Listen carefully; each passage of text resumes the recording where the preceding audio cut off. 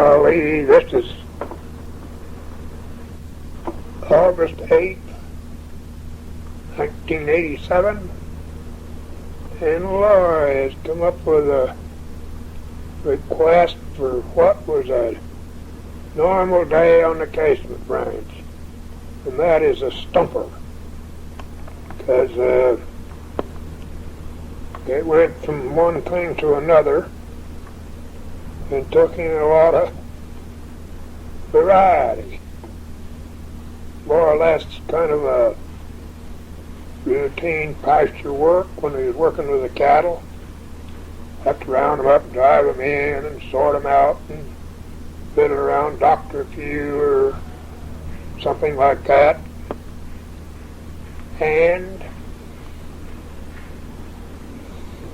took quite a little riding to get them gathered in. They're pretty big country. Probably, I don't know how much grass they had up there, but 1,000 acres probably. Anyhow, most of it was on the west side of the creek, and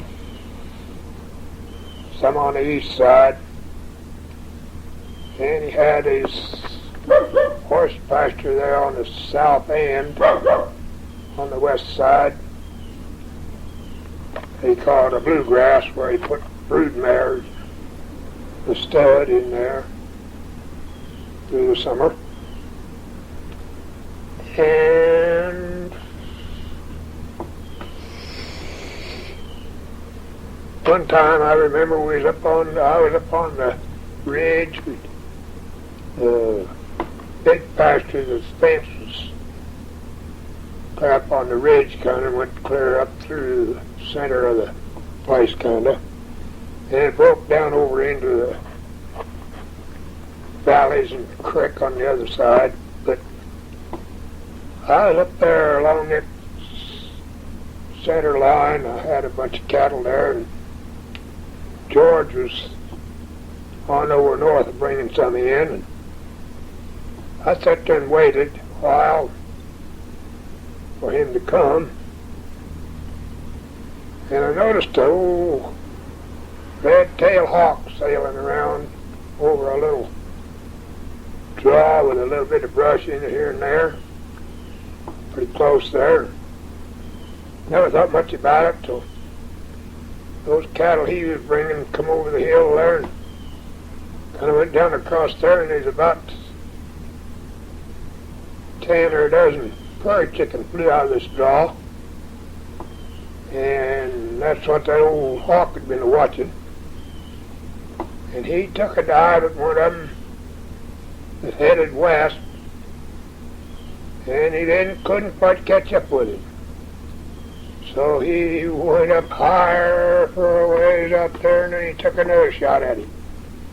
And he couldn't quite get him.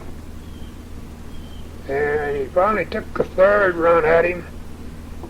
He'd get up high and take a dive at him. And by that time they're getting way out down over the river bottom down there. And he made the third dive at him and couldn't make it, so he gave up and come on back, kind of. That chicken, I think he probably went clear over to this side of the river bottom, over on the hills on this side. I couldn't tell because I couldn't see him that far away, but he didn't get a chicken that day. I thought that was quite interesting. Then we done all kinds of work on those cattle. In the fall,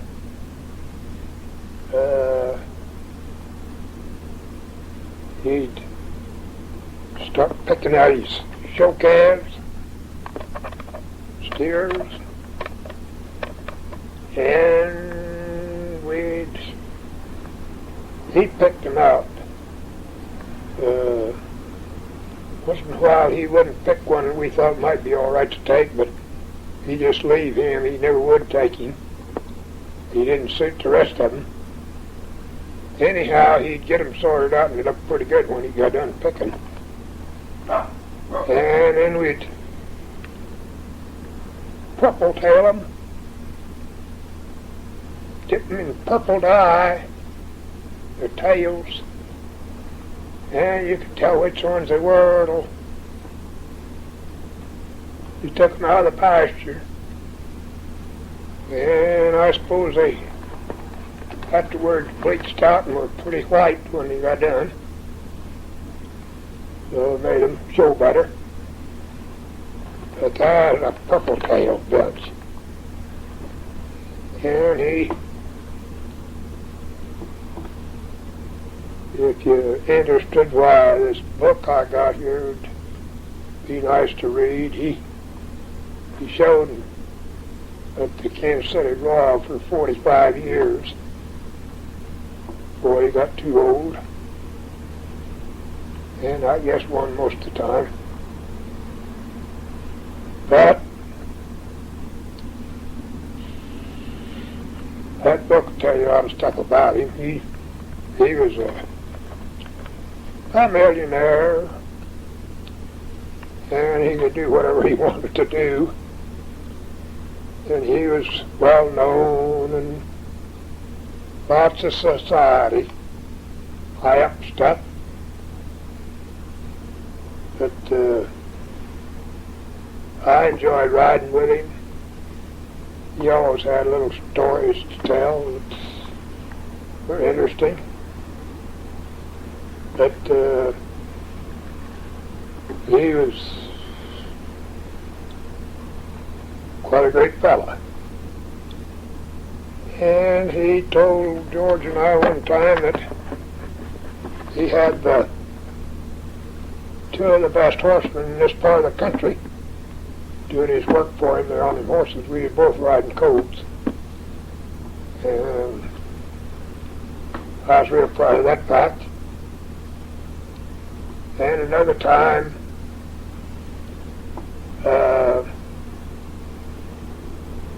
Jamie with a mare that's kind of a Spanish blood mare. I don't really know how far back she came, but anyhow, she's supposed to have been a special kind of horse or special mare. And Orville Burtis had a colt out of her. He called Jamie too. And he raised a colt out of her by something. I can't remember what, but anyhow, pretty nice kind of a horse. And Jack Hurlburt had taken him to break for Orville. And he had a hell of a time. He didn't get along with him at all. Had a lot of trouble. And wasn't getting much done. And Mr. Casement called me up one evening and asked me if I would take that horse and try to make something useful out of him. And I told him I sure would. I'd like to do it. But if he could get Orville and Jack were both my friends, and I didn't know how I could get a hold of the horse without them releasing him to me in good faith.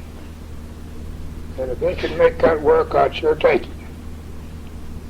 And I guess he understood what I was talking about, because he never did say any more about it. But I was real proud that he'd done that. And a few days later, this horse had jumped through a corral fence, board fence, and jammed one of the boards into his stomach and killed him. So I'd like to have a shot at that horse on that account, but he understood what I meant, I guess. which put me in an awful shape if I tried to get him. But I was proud of the fact that he called me about it. There's a picture in this book that Orville gave me of some deer at Kansas City Royal, and I'm sure I must have helped when he picked them out. He done the picking, he'd just say pan that one or this one or that one, and we'd put them in the pan and sort them out for him, but he done the picking, of course. But I'm sure I must have helped with that bunch because it was in 52, the last bunch he done, and I'm sure it's pictures in there. That's kind of interesting to me. That, I don't know what about all the other stuff you want to know. It's just a kind of a routine riding job, really. Nice, pleasant. Working there most of the time. George and I done a lot of it alone, and he was there once in a while. It was always interesting. Proud to have known him and ridden with him.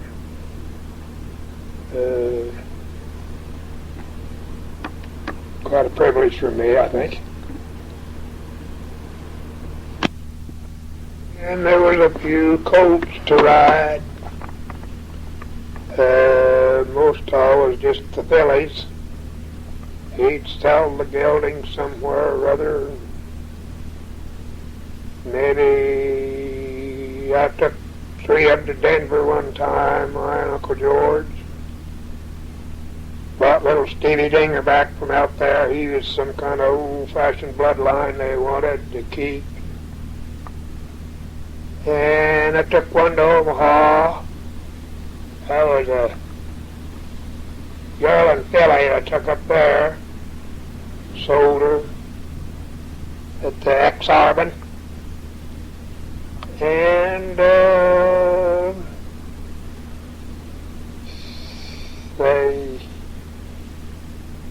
we usually had them roped to lead when they were weaned, and therefore they were kind of used to being handled a little bit. And we take them and get them in a corral and halter on them and fool around with them and kind of sack them out with the saddle blanket, getting them used to it and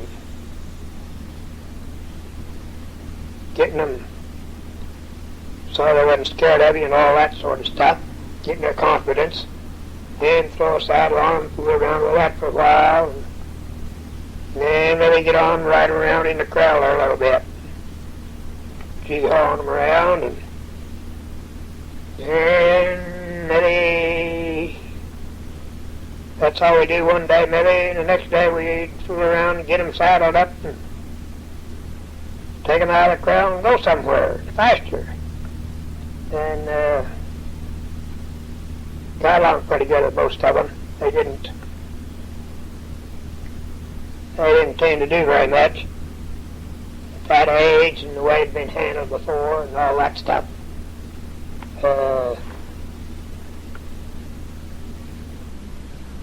We do that when they were 2-year-olds. I've taken a lot of horses when they were 3 that weren't even broke to lead. And that contains a little more work. You got to break them to lead the first thing, and then we usually try to keep them from bucking. We didn't try to get them to buck. When we first started them, usually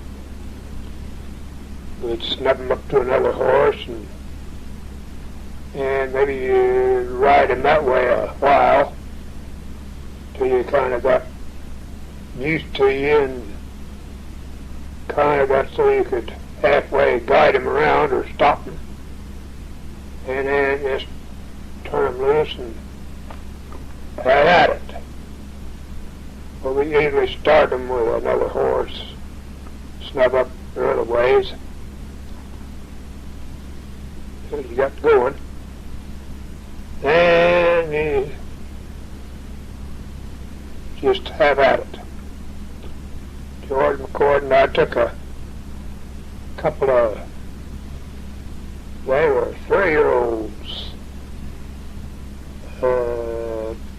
pretty big old thing I had, Billy, or Bear, Grace, somebody else had broken the lead, and they were little, I guess, but anyhow, we took them and fooled around with them out there at the farm one time.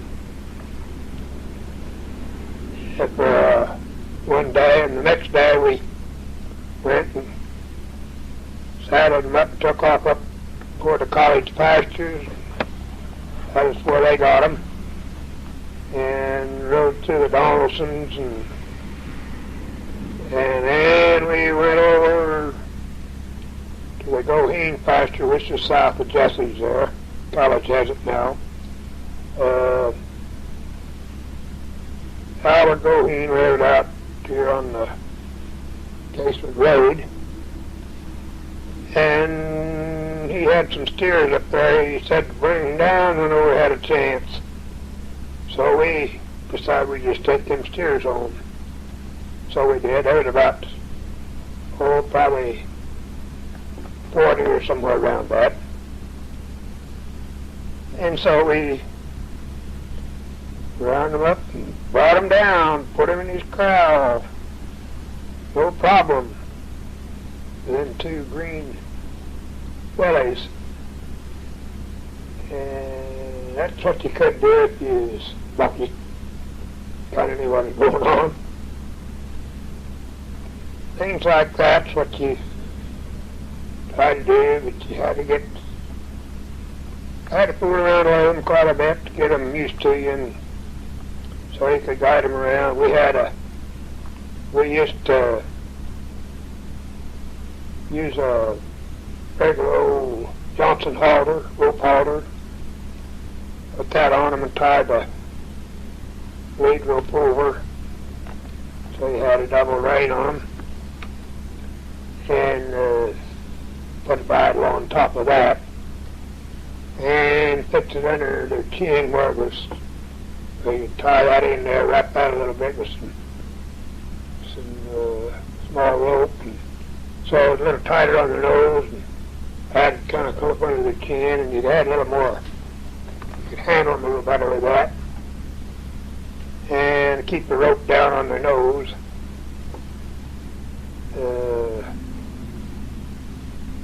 Down on the end of the nose, that's a cartilage in there, and it kind of takes hold better than just pulling on where it's up on the bone.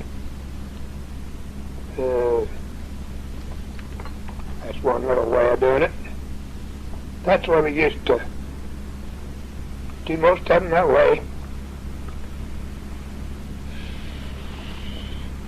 Once in a while, some guy wants you to break one that was 5 years old, and probably been spoiled a little bit way back sometime or other. And I never did break a 5-year-old and amounted to a darn. They're just too old to get with it seems like. They think they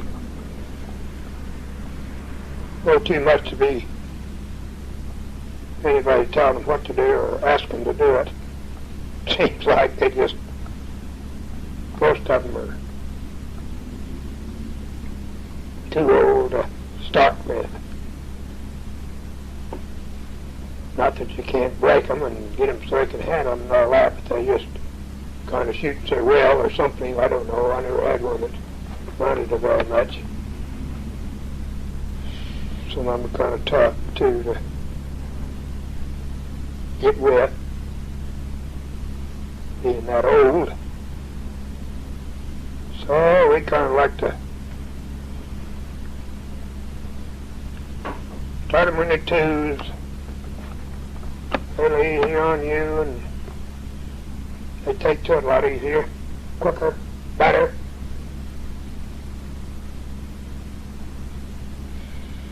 And I don't know, he sold a lot of his horses, different sales around. He shipped some to, he got me to come out there one time. He had about 5 head, I think, 5 or 6. And he wanted me to, they'd been ridden, both been broke, but he wanted me to get him used to flat saddling and carry a polo stick and swing it around them so I get used to all that stuff. They were going to St. Louis to a polo pony sale. And I've been over and fooled around with them for about a week, I guess. Didn't have any problems much, only I didn't like the flat saddles. That's what he wanted. Get used to them. So that's what we done. Different stuff like that. Hauled one little stud colt.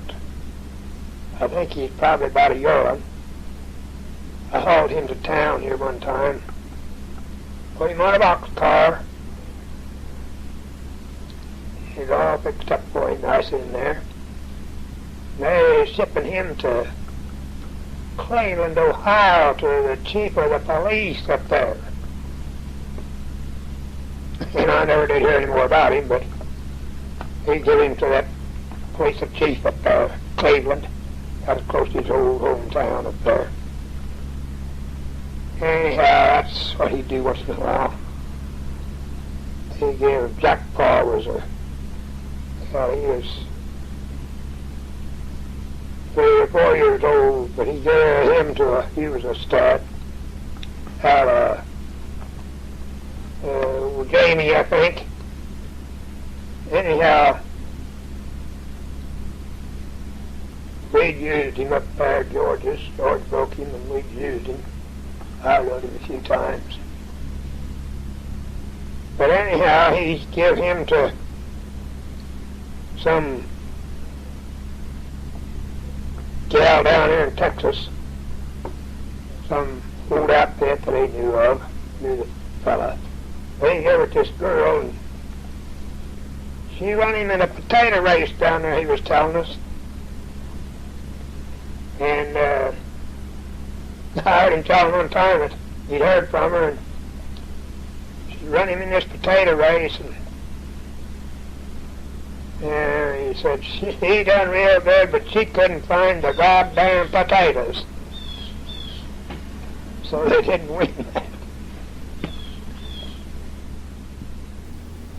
George and Ollie had lived down there on the place south of the Vacation Ranch, where Bill Washington lives, down on Cedar Creek.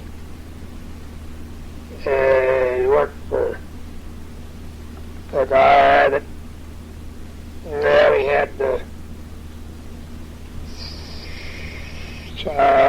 shop here in town.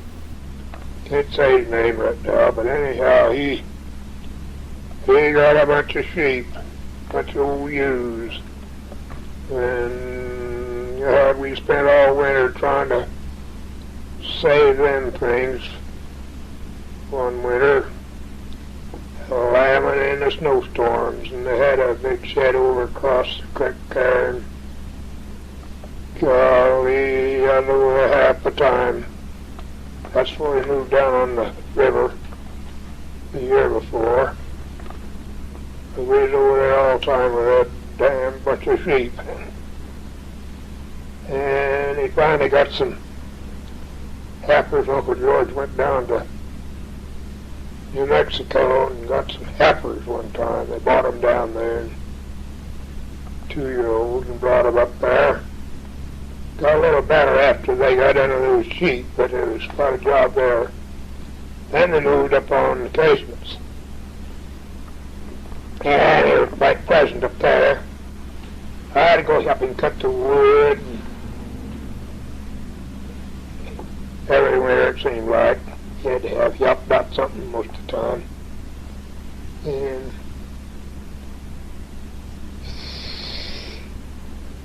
I remember one time north of the house there was some very tall trees. They weren't so awful big around, but they were pretty tall and thick. There was a dead red elm in there that he wanted for wood, and we cut it off, and it just leaned over against the rest of the trees and stayed there. It wouldn't even fall. It was so thick timber. So he got one of them old Suffolk mares he had up there. He had a team up there for do the feeding with. She's a big old thing. And he hooked her on the butt end of that thing and started up down toward the house with it. And it hung up in all the trees and around it, and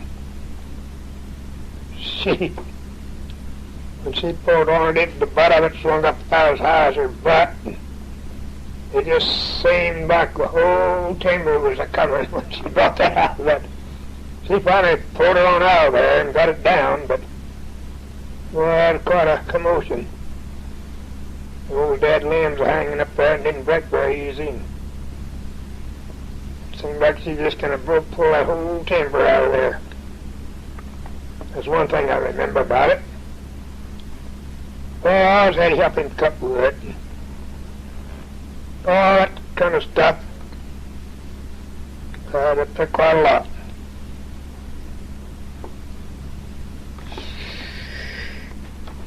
Got fed good all the time anyhow. That's one good thing. Down at the farm, down at Casement's Juniata farm, they always had their dairy cows. And of course they had a bunch of chickens, but they had the dairy cattle and a bunch of sheep and a bunch of hogs and the beef cattle and the horses. They worked them all the time there. I mean, had different phases going all the time. They had a little mill, elevator kind of a concern. Ground up all the feed. Had all that stuff. They had a Suffolk stud they used on a feed wagon. With a big old wagon, they hauled an insulage and grain and stuff in it. But they drove him around by himself on that old wagon. He was a real good using old horse. Barns inskip. And the feeding of all those cattle and stuff was show steers and everything. They made quite a workable farm out of that place. There's a lot of going on down there most of the time. A lot of stuff around, a lot of goings on.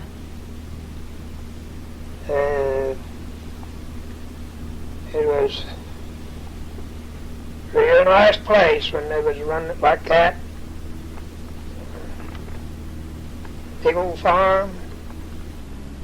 That they got tractor, one old boy, old Chief, he run that tractor every day. He couldn't run it down there farming. He done most of the farming by himself. They had a lot of that south of the buildings there in grass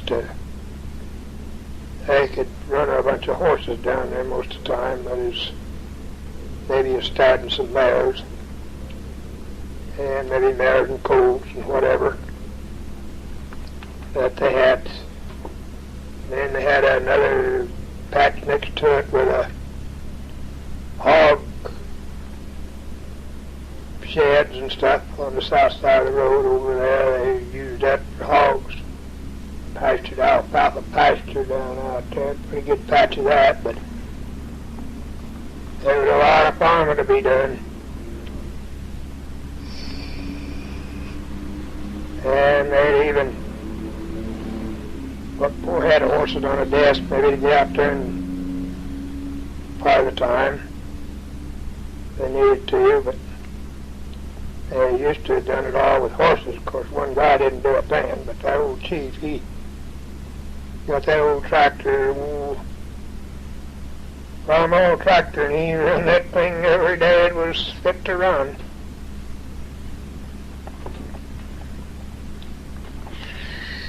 And they even, a lot of times they bought corn. They didn't raise enough there on that place to do their feeding. They bought corn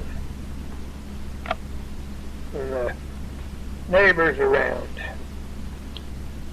So it was quite a place.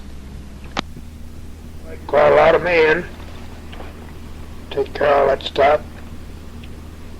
And they had a chuck house. Somebody cooked all the meals for that hired help. Most of it anyhow. They had a house or two where somebody lived in, some married guy lived in, but they had a bunkhouse right there, 2 or 3 bunkhouses, and then this chuck house. Quite an operation. Hollister, he was supposed to be the foreman of it. He had a horse he was ready to roll around with, back and forth up and down the alley there.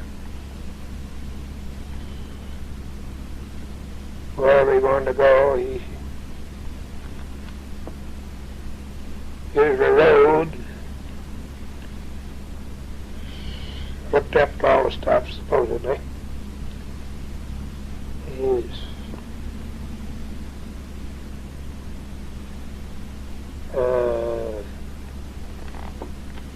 some kind of relation to Dan. Anyway, that's all he done.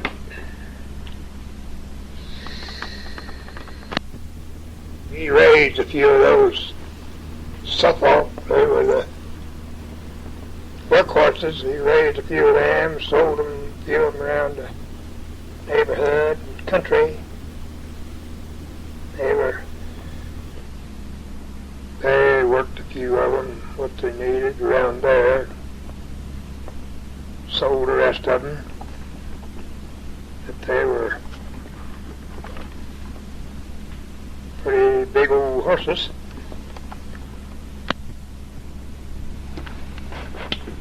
I found out a long time ago about these Pekingese colts. If one does blow up with you and you can hold things together and get along all right, he'd probably never buck again. So it's a good thing to stay with it when you can. I never was plumb throwed off, but I've been awful loose a lot of times, and all ready to go about the time they quit. That very seldom I can remember anything doing it twice that wasn't used to bucking. We had an old black mare we took from Dick Ellis. He could ride her, but he couldn't do nothing to her while he was riding her, and he wanted to see if whipping her with a quirt when she was a bucking would make her quit finally, but it never done any good. You could get her to buck any time you wanted her to, really. But she never bucked real hard. Those kind just never give up. But she probably threw off a guy or two to start with. And knew there was a possibility. But normally if you ride them the first time when the young horses, why, you kind of got it made then. Then you kind of give it up. Those deuce colts, you might ride one all day long and you act like you're going to do something, just kind of sour along and act like maybe going to do something every little bit and never do nothing. But a little Fred his colts, they didn't have that. If they blew up, they blew up. Just go along and blow up. But these colts, they always were sour heading around for all day long. It seemed like they never did do anything. I almost wish they'd do something and get it over with, but they just act like it's all. Well, they never do it at all, but that's the difference in those two.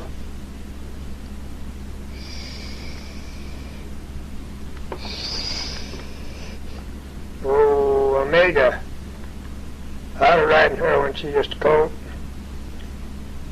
Bill was riding Ripples, the moon-eyed thing. We'd ridden up to Grandpa's down on the farm. On the way back, we come by a place out there, Lakowski's. They had some old sows out there along the road, and shed. We come along there, and some of them old sows jumped up out there and pushed. God, I made a whirl and broke in two and headed back up the road. And Ripples went to bucking a little bit. Yeah, he said he swung off of her. I think he may have. Anyhow, he got back on and we rode on home, and Amiga never did do it again or even act like she would. But she sure come unhooked there. By the way, did you ever ride up to a spring on a hot day and thirsty as a dickens and see an old rusty tin can that's sitting on a rock or hanging on a stub, and you get it and dip you up some water and drink it, and if that ain't the best drink you ever had, I'll give it up. 'Cause them old rusty cans of water tastes good out of them. George McCord had them springs up there fixed up that way, old tin can hanging out there somewhere. That's real good to drink out of.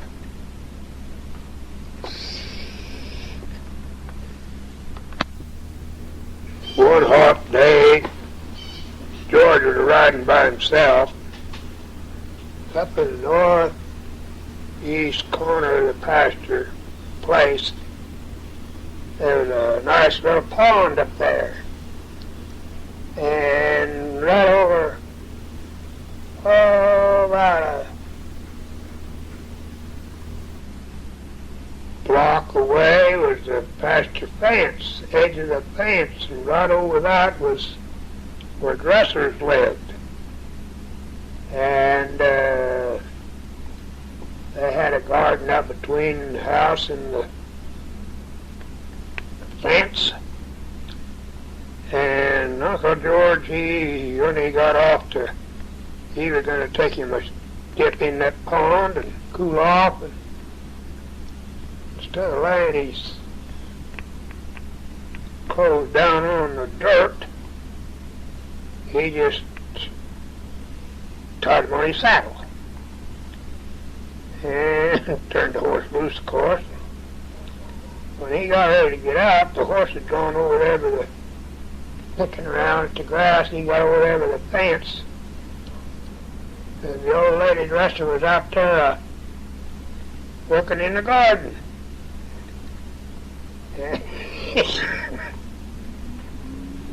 He had to do a lot of sneaking to get over there and get his horse and bleed it away and try to keep out of sight to get his clothes.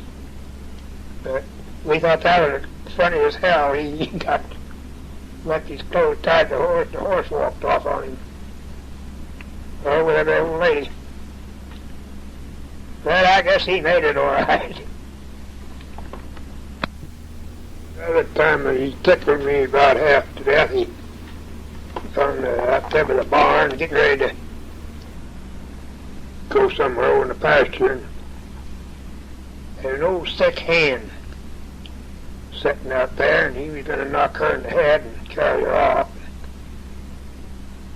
He had a stick about an inch across or 2 inches on one end, and pretty good club.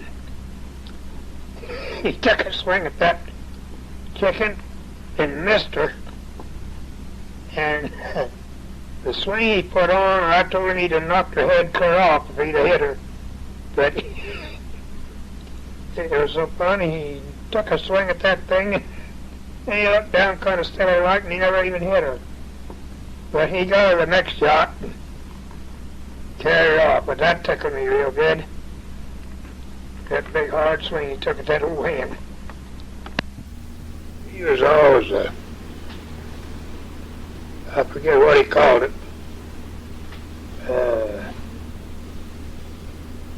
Standing looking off somewhere at some good scenery somewhere, and then hold his arm up and look under it. Frame the thing, frame the picture with his arm, and looking under it and see how much better that made it look. He was always doing that. Was frame the picture or whatever he called it. Looking under your arm upside down, kinda make it look good. Along in the 30s, early 30s, a government came out with what they call remount horses. They I guess they'd leased them out to studs. Ulrich's had one over there on College Hill, and there were some others around, but they supposed to raise a lot of remount army stuff, I guess. I broke a few of them, and they weren't worth a damn for cow horses, I know that. They hot-blooded stuff. Just so damn hot-blooded that they just didn't have any working about me really at all. Just they'd grow pretty good, travel pretty good, but they sure weren't much for cow work. And they didn't take on very good. They only kept them around a year or two, and they disappeared again. They weren't a very good kind of horses for this country. They might have made remount stuff all right, I don't know, but I didn't like them very good. They had quite a bad of it there for a little while. Here's a little quickie you might be interested in.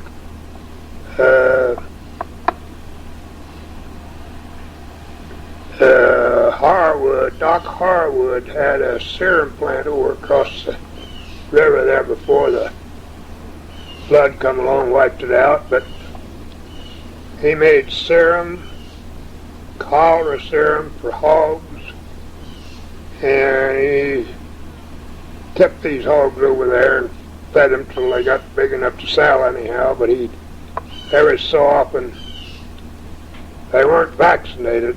Every so often he could bleed them a little bit to get some blood to make serum up.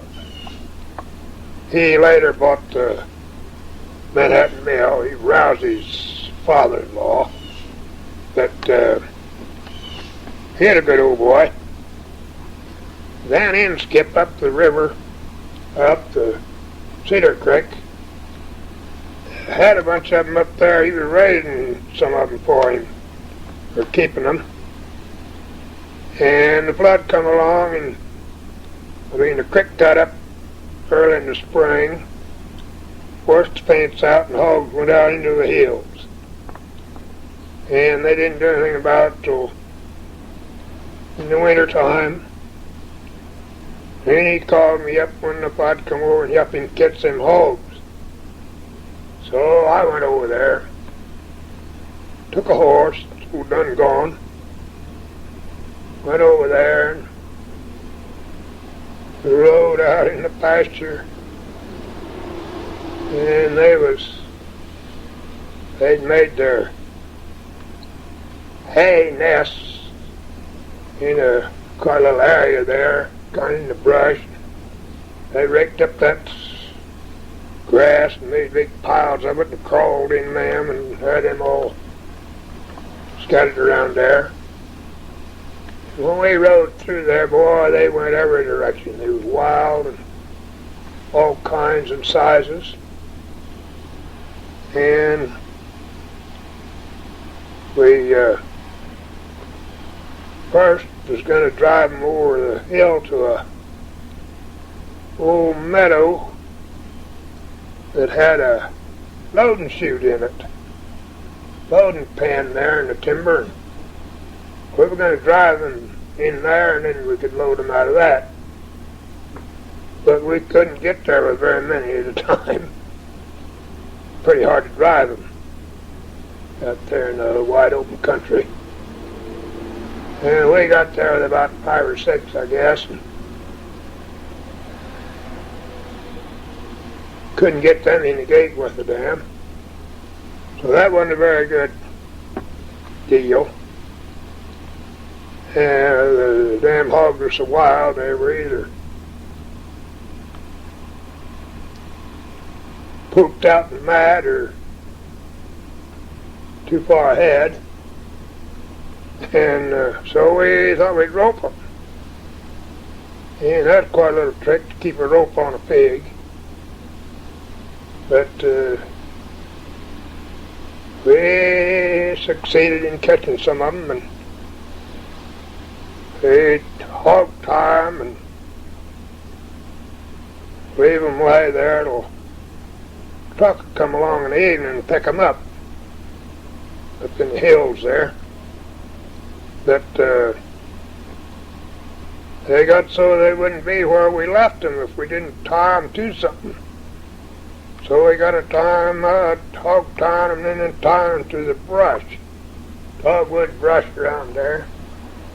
Sometimes they'd pull up a bunch of it, but we got along pretty good. They'd come and load them in the truck and haul them back to town. But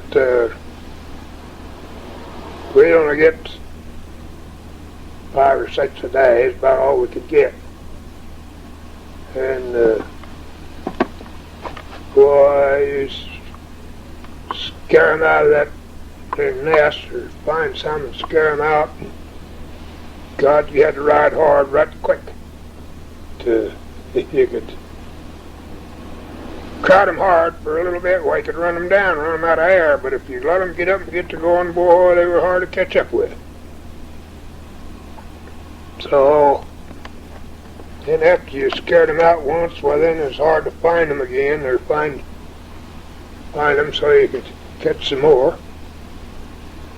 Yeah, a lot of fun, boy. A real lot of fun. We spent quite a while doing that. Sometimes we'd go every other day. Let them get settled back a little bit, but we finally got them caught down to Uh, One little old sow, and she had 3 pigs, and there's a couple of shoats, little bitty old pigs. And one time we went over there and scared them out, and we were going to catch the pigs. And he caught 2 of them, and I tried to keep after that sow. She got up on the hill and went through the fence, and the fat hogs with her. And every time we'd get to the hill where we were on top of one hill, while we'd see them on top of the next hill going, and we run them clear up around Twin Mounds, over the other side of Twin Mounds, and back down the Cedar Creek. And we finally caught the 2 fat hogs, or shoats. And then we waited a while, and he took that. We scared her out, and there was some other stuff with her, and we tried to catch that. Vance run that sow clear down to across from where we lived, down on the river. And she turned around and started back north. And when she came up through that hay meadow, well, we were waiting up there, Van and I, and we put the spade to her up there, and we caught her. Finally got her roped, caught and hog-tied. But we never did get one of them little pigs. And so they just forgot about him kind of. About 2 or 3 years later, they had a coyote roundup in those days where they'd all circle around a big patch with their shotguns, and drive them into the center and shoot them what was left in and what they could gather in there. And they got him in one of those, and I guess they killed him there, but anyhow, he was a big old boar hog. He'd survived all the coyotes and everything when he was a little pig. He probably pretty wild and mean, but anyhow, that was a lot of fun catching them hogs. They really, you rope them, and if you get one front foot through the rope, why, I mean, the shoulder, why, you could keep the rope on pretty good, but boy, you had to get it on there 2 or 3 times sometimes before you could keep it on them. But it was a lot of fun. They'd get all huffed up and really get huffy when you got off to throw them and hog tie them, but sure was a lot of fun anyhow.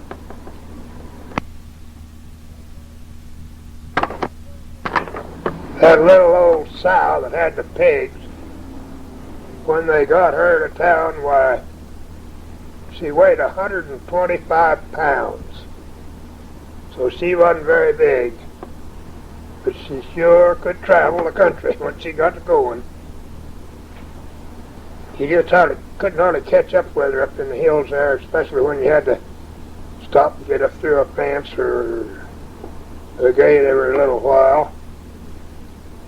She was a tough little old gal.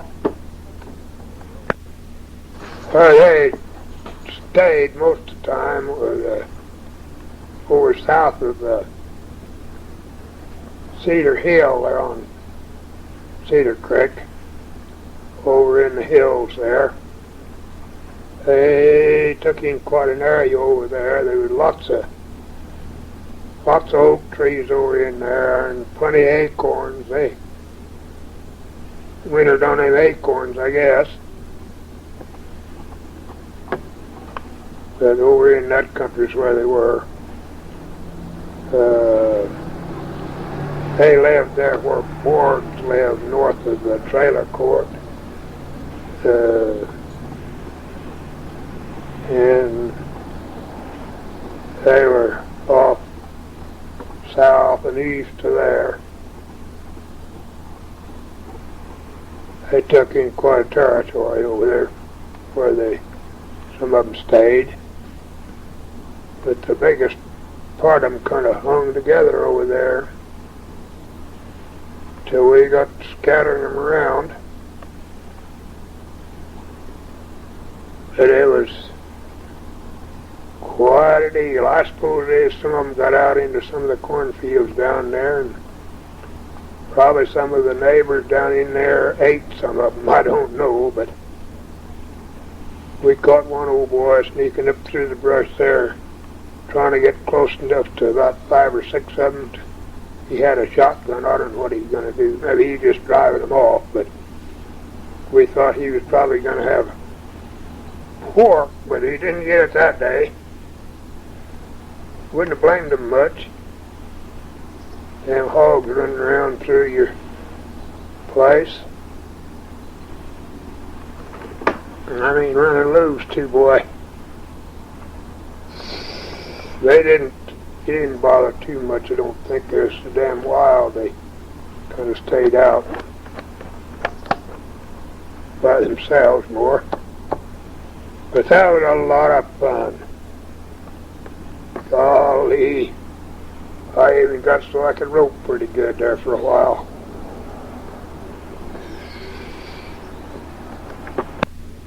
I think they must have been about probably 50 or somewhere around that in the whole bunch. We had a lot of fun. Well, I'm going to swing over to doing some dozer work now, I guess. They want to know about access roads and stuff around the lake. Well, they went out there and they stake out kind of where they wanted to go with them, and I'd go and clean it off in between their stakes, all the brush and the timber and the rocks and everything cleared out so they could get through there and start working on it and know where they were going, and they could go and put the grade stakes on so they could work from them. But putting all those access roads, and there's a batch of them. Some of them they still don't use much, but there's a lot of them. A lot of miles of them, and they go clear down over into the boat docks and those picnic areas and shelters and all that jazz old stuff, and parking lots. They clean them off, and I helped build some of them later, but I cleared all those access roads, pretty near every one of them, both sides of the damn lake. And that take a lot of scouring around out through some of the country was just brushy and up on top and water right across there for miles. Then go down over the hill to the lake or out on a place where they want to stay on top. Clear off an area out there. There's quite a lot of monkeying around. Run onto a copperhead once in a while and a rattlesnake. But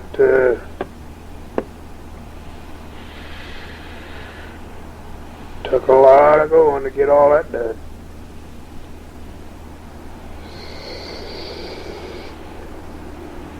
And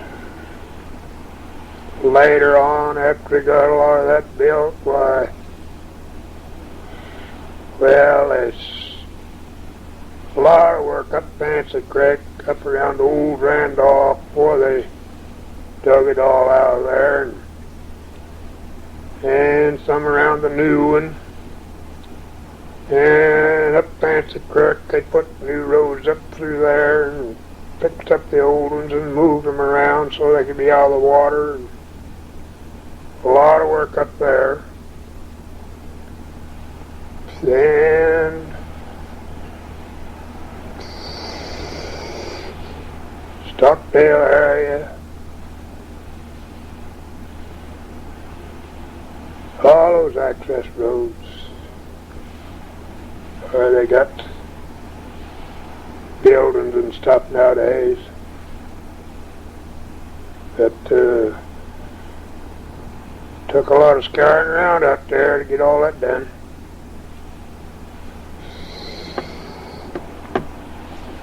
And I remember, besides that, we done lots of terracing up around, well, all over the country, but Everett and I done a lot of terracing up around Mayday and Peach Grove and clear on over into the clear in the north, east, west corner of the county. We done a lot of work over in there.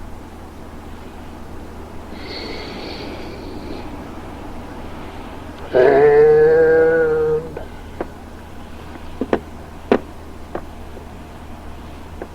bridges.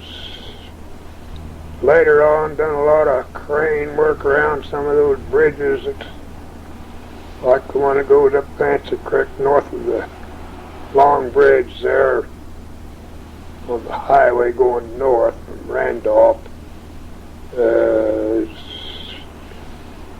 That road turns west just after you get by it a ways. As the road turns west, it's a pretty good sized bridge across Otter Creek, and then there's another one over the main creek heading back south there by Winkler's Mill.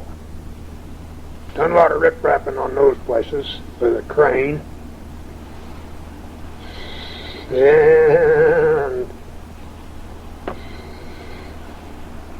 one year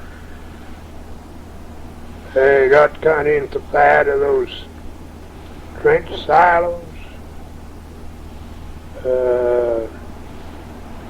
And the feed wasn't real awful good a year there, and they wanted a lot of it and put in this trench silos. And I dug 22 new trench silos, besides cleaning out a bunch of old ones they had. And that took a lot of work with a dozer. Some of it was pretty rocky, and you had to build it to kind of size you wanted and how deep you could go, and have a little grade in the bottom of it to get drained out. You were kind of limited on the depth you could go. Wherever they wanted to build it, why you only could go so deep on account of draining it. And some of them you drove in the back. Some of them they wanted pretty straight up and down the back. And then you had to take that dirt and put back along the sides up on top of the bank. That was a bugger. Shove that dirt out the bottom end, then push it all back up on the sides. Make a berm up there so it'd hold more stuff. Quite a job.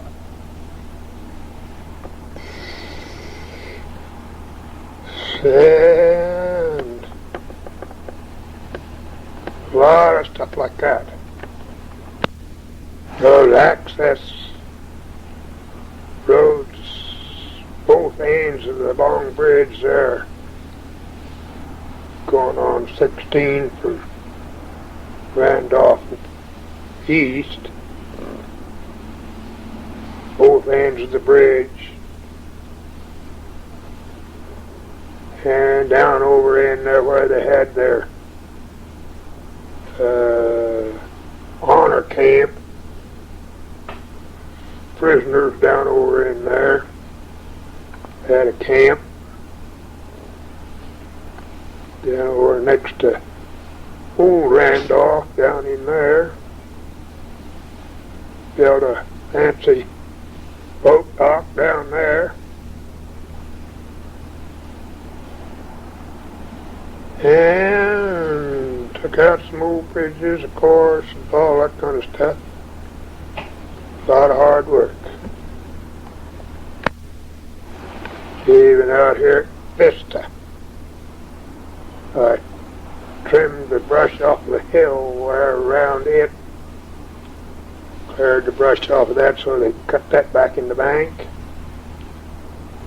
They added to it a little after they built one building there, and then they later on built a new building and added a little more on the north end, but I cleared that off first there. That's kind of a steep little sucker. One place up there, it's up by Garrison.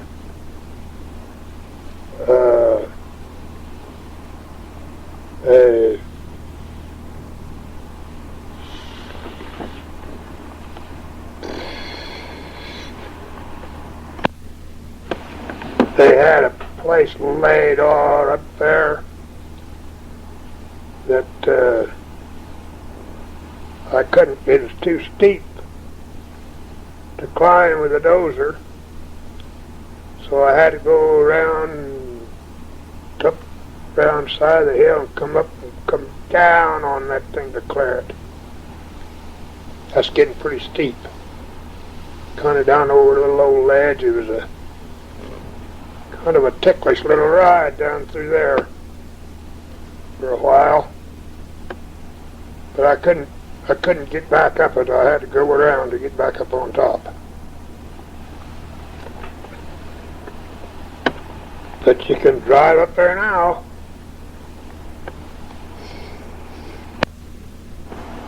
They done a lot of work up there on that University Park.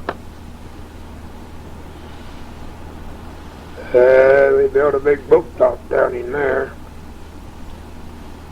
And besides all them streets and stuff, shoreline run clear down over the hill, down in that gully. God's sake, you couldn't hardly get back up out of it. But I down in there and cleared off a bunch of stuff in there.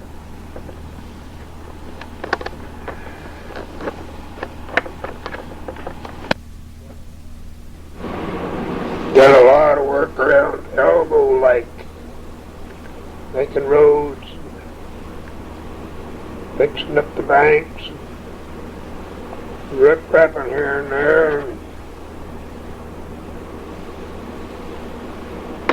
Done a lot of work around that place. And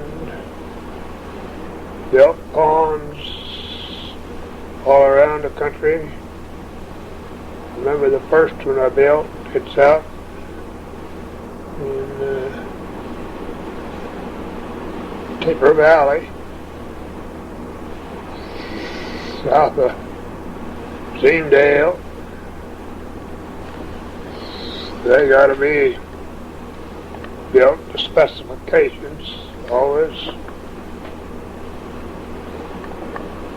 3-to-1 slope in front and a 2-to-1 on the back.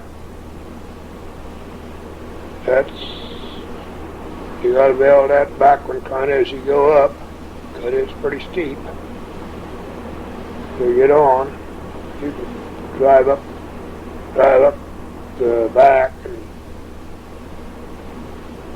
dress it back and down sometimes, but you're supposed to kind of build it as you're going up. And a certain height, a certain width on top, certain freeboard. That's the height, the top of the dam above the spillway. And a lot of them you had to put trickle tubes in. That was to help the spillway some. Run the water through a pipe tube through the dam, come out low down to back so it didn't wash too much. And you put a screen over the front end up in the base of the dam so didn't get a lot of trash down in your pipe.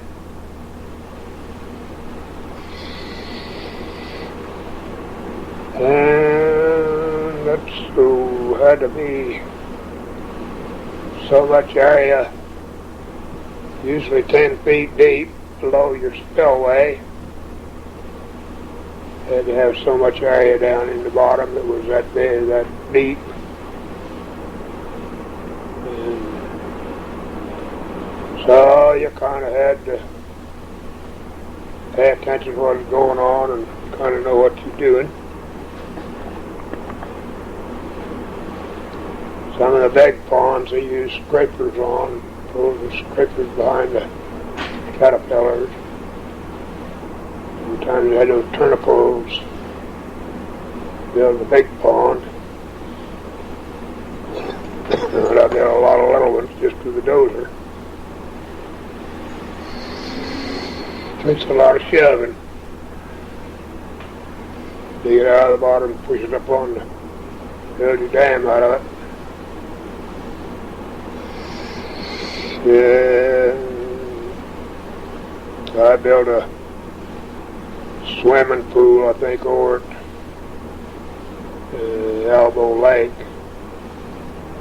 Dug the things for swimming area, and then we let the water in out of the lake. I haven't been over there for years. I don't know how it is anymore. They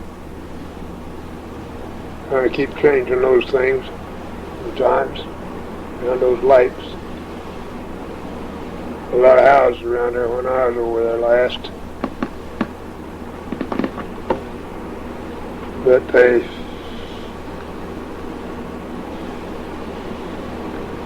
all over the country. A lot of work up around Ogden, Junction City and South. Done a lot of work over to the 4-H ranch over there. Can't say what it is now. South of Junction. Anyhow, done a lot of work over around that country. The dozer. And you run into a bunch of terracing. About everywhere you go, they got some terracing they want done, and that's a sorry job with just a dozer. Then they come in with a blade and shape it up some after you get done, but nowadays they got better ways of moving it than just with a plain old dozer digging it out. You got rippers and stuff they go up through there and tear it up with so you can get it, but when you get out in the middle of an old dry alfalfa field, you can only cut about a foot wide and dig it loose. It takes a lot of pushing back and forth. They got rippers they tear them up with nowadays. And it makes a lot of difference. And waterways, they're a kind of a stinker. All that stuff has to be built to specifications. Terraces and stuff got to be so high, so deep, so wide, and have a slope on the backs and all that stuff. And waterways, they're what the terraces dump into. Wide, flat bottom ditch cut down through so you can dump all the water in it. They got to be built wide and flat bottoms so they don't cut a ditch, supposedly. Then they seed them down to brome and get it started before they turn the water in lots of times. Oh, it makes a lot of difference that way. a lot of hard work. I got a job over north of Wabaunsee, down in the river bottom, in the bend of the river that had built out. The river changed and built out a big place there that they wanted to clear and farm. They didn't have any, they had a bridge across there they could drive over with their little tractors and stuff, but they wouldn't let me cross it with the dozer, so I had to cut the bank down, real high bank on one side, about a 10-foot bank on the north side of Deep Creek. And they decided to put a big tube in there and cover it in and go across there. So I pushed a lot of dirt down there and made a road down to the creek and built a dam across the creek pretty near to the other bank. Then I pushed a lot of dirt down there so I could use it to cover the tube with.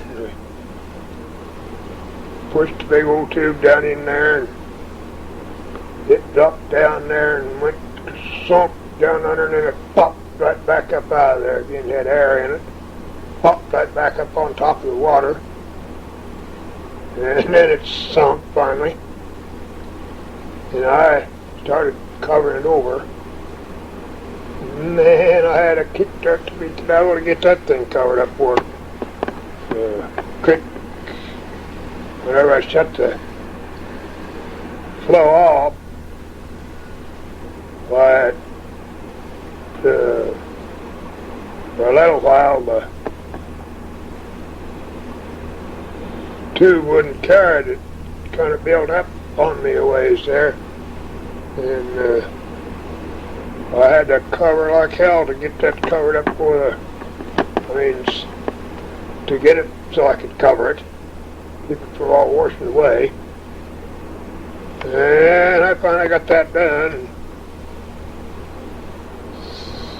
went over and done the job, come back, and then I had to push some dirt in from the north side because it was rained a time or two and kind of washed out, sunk down and all. But I finally got back across, got out of there, but that was quite a little job covering that tube up, building that ramp across there.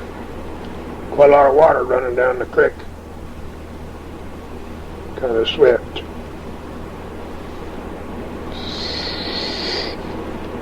But then we built some ponds over south of Wabaunsee, and then way over south of Wabaunsee and west, southwest.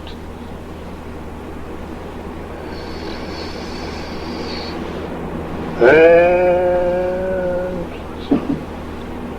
north, there up to Bodhieville. Got a job up there out south of Bodhieville, out on a guy's feed lot. You had a kind of a place stuck out above a deep creek, kind of a little point of a hill stuck out there, and it had a layer of rock down about 3, 4, 5 or 6 feet of dirt on top. It was a nice flat ledge, and he wanted to take the dirt off of that so he'd have a good flat bunch of rocks to feed on for his feed lot. And so I went and pushed that all off, all the dirt off of them rocks, shoved it out over the edge, let her trickle down the side of that hill down toward the creek. But that took quite a little work getting that. That made a nice feedlot for him.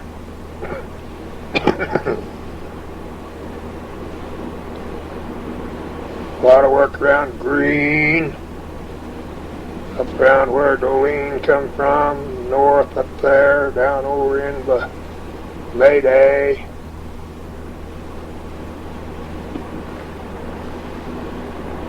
Kind of all over the country. Terracing and waterways and silos and dams and all that kind of stuff. I always liked tree work, clearing timber. That's quite a job. Have to dig out all them big old trees. I done a big job up there by north of Westmoreland. I was using an old 7 dozer up there, and it cleared a lot of big timber. Filled up a crooked little old creek. The bends in it, so they could make a field in there. Run the creek along the side, but it had been wandering around all through there. There's a lot of big old trees in there to take out.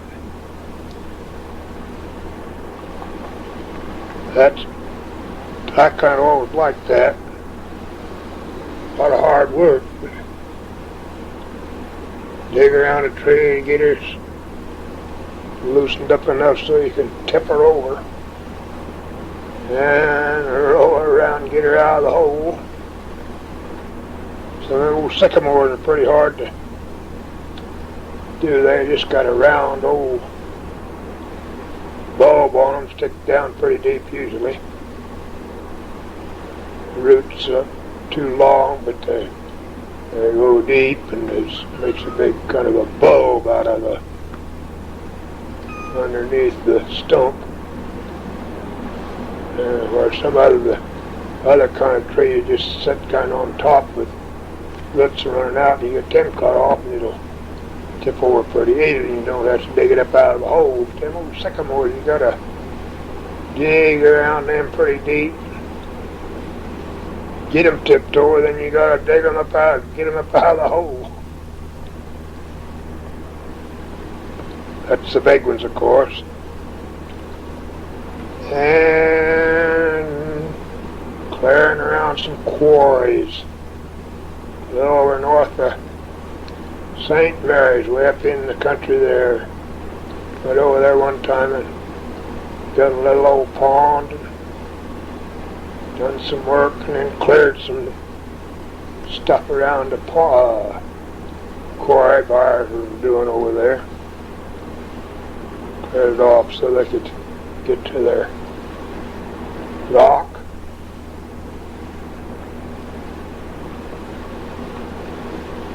Then got a job over at Milford. Took Bar's little old crane over there, and it's a dewatering outfit from Nebraska or somewhere. Had the job, and I was working for them. But they had the dam was right across where the river was running. So they had to change the river so they could build the dam. And they couldn't dig it deep enough without dewatering it. The water was pretty, I guess the water was come up about 5-6 foot at the top in the sand. Bottom across there, field, but there's a lot of water down under. If you take that off, well, then it was all water, and they couldn't get in there to scoop it out, so they had to put pipes down ever so far, and had big old pumps, had 3 pumps they put on there, and then they'd jet them down in, and then they get it down in the water however deep they want to go, and then they hook them pumps on and pump that over into the river. Then they'd come in them big old scrapers. They had 10 of them big old scrapers, and several dozers to pushing them. And they come in and scoop that sand out of there, and they really hog it out of there. They had 10 of them scrapers, and they'd fill on about one every minute there while it was working good. Put a couple of 3 big 8s behind them. Come in there and big old dozer, pick them up, push them right on through there, boy, and then just drop her down, load up, and go. Follow them till they got it all picked up and got her to going, and then they turn them loose and get another one. Worked over there quite a long time. That was quite a job. Hold them pipes up there and pump water through them. They were perforated so they could suck the water up, pump the water up out of the ground with it, but to get them in while they hook them up and pump water down through them and just shut them right down in. And that was a constant job there for a while. A time or two we went to work at 8 o'clock in the morning, worked till 2:30 that next morning. And that's quite a little hitch.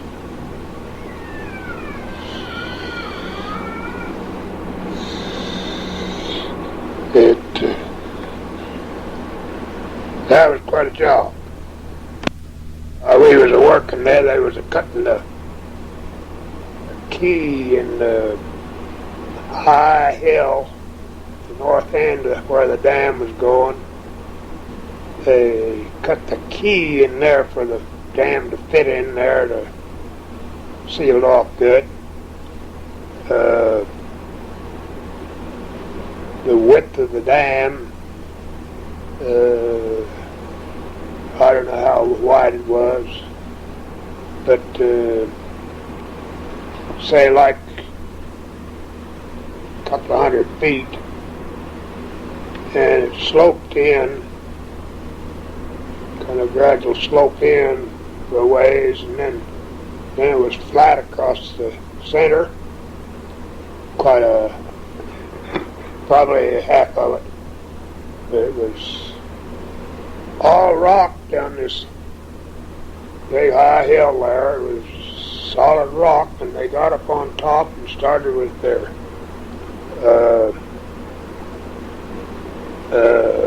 drills, and they drilled down and blasted off.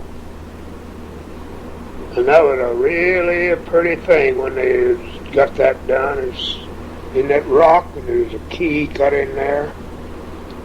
You could see the drill marks, of course, but they drill where they wanted it to be, and then they'd blow the front off of it.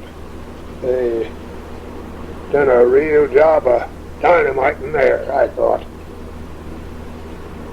It was a big outfit of doing it, and they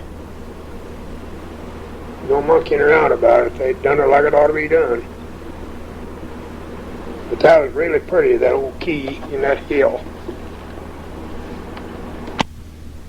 Done a lot of work around that lake too, roads. Some on the north side over by whatever that is over there.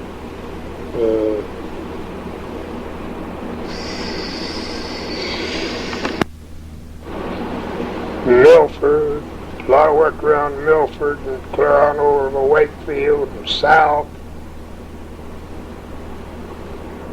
A lot of work off south over in there. And roads there north of Wakefield before you cross the Lake over the head, we done a lot of work over in there on some roads.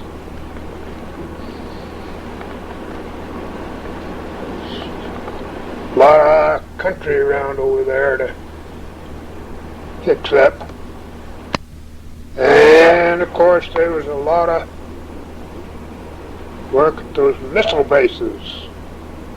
We built the one down at Wamega, north of Wamega. We done a lot of building on that thing. And a lot of crane work there, and dozer work.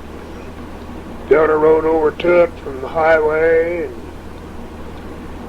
and down to Council Grove, I done a lot of crane work down there. And just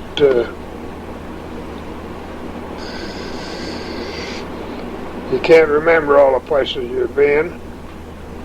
It's kind of interesting to drive around the country and see, oh, I done that job there, I worked on that thing. It comes up real often when you're driving around. And nobody seems to care much. But you can remember that stuff. They had sent a guy down to Wamega missile base one time with a crane to put sand in around the pipes. They got the pipe put in, and that's up on top of the ground kind of, but they were in ditches, but they were up top side.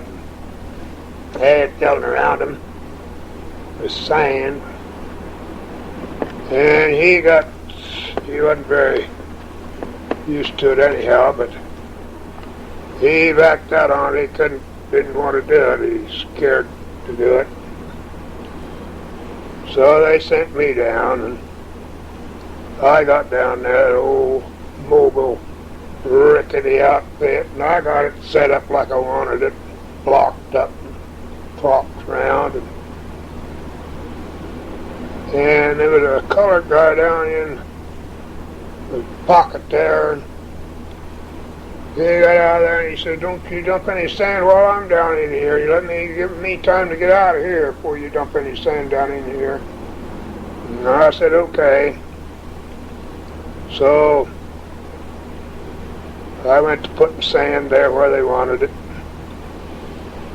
and I got to be kind of an expert with that clam business, clamshell. I could do about whatever I wanted to with a clam bucket. And I was putting that sand in there where they wanted it. Worked for about a half hour, I guess. That old colored boy, he got staying right down in that pit and just pointing where he wanted it. He let me dump that sand right down in there by him. He knew. He decided I'd put it where I wanted it and not on him. And golly, he just stayed down in them holes after that. But that's one thing I could do with a clam bucket, is put her down in there where I wanted it. Dumping that sand in there. Some of them pipes had the pressure on them. They're pretty high pressure pipes. So you just had to kind of sift her down in there among them. And then I went from there on down to Council Grove, and they had a big area to fill. A lot of pipes in it, but they wanted to fill this whole area up. It took about 20 men and got out there with their shovels. And the boss was out there showing where to put it. And I could reach it in good shape. By swinging the boom, I could just start dumping in here and just sift it right across there where they wanted it. And lay it right in there where it ought to be, pretty near.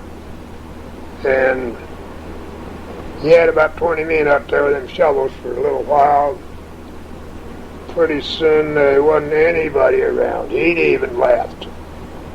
So I just went ahead and filled that hole up with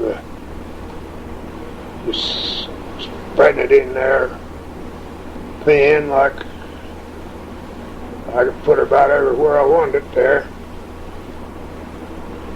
Nice job.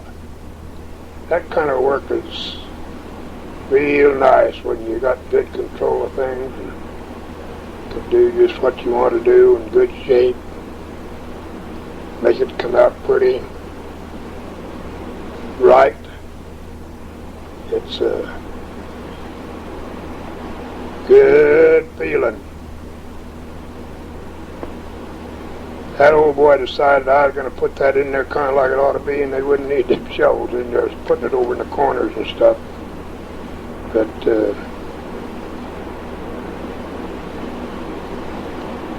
when I first went down there, they wanted to know where my oiler was. Had to have an oiler with your crane, union.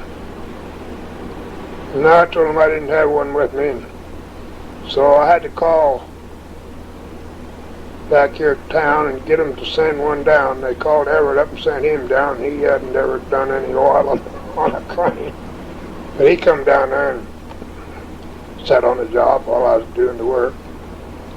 Didn't have to do anything. But that was kind of a nice job down there. That's mostly what I've done is fill that thing up. Concrete all around it. It was a pretty big area, probably 150 by 75 feet or something like that. Pretty good sized place. And I'm about to run out of tape here, so I think I'll let this one kind of dwindle off to quitting time here. See you later.